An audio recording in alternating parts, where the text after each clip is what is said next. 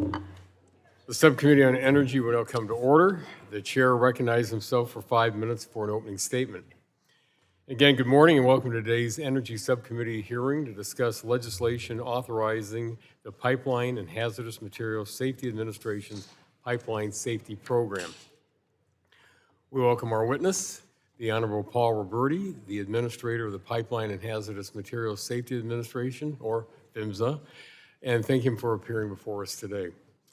Your perspective will inform our legislative effort and update us on the administration's priorities for maintaining the safety of America's pipeline infrastructure and enabling the safe expansion of it.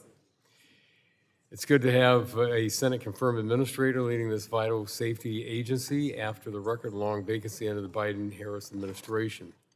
PHMSA is an agency under the U.S. Department of Transportation, DOT, that develops and enforces federal safety regulations for the nation's pipeline infrastructure and the transportation of hazardous materials. PHMSA works closely with industry and pipeline operators to ensure the safe delivery of the nation's most abundant energy resources, from natural gas and crude oil to propane, jet fuel, gasoline, and other refined petroleum products.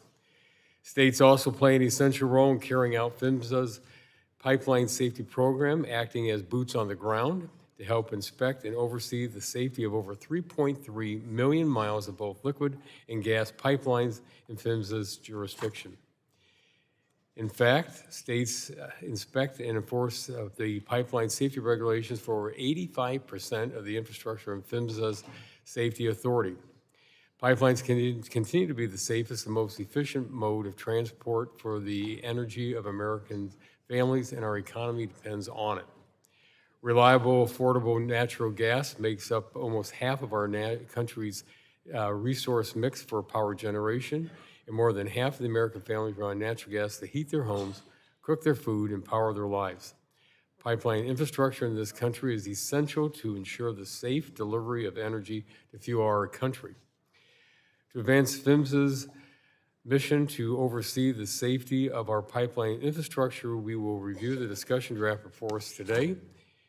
And that draft legislation for us today focuses on safety, exactly as Congress originally intended with PHMSA's mission.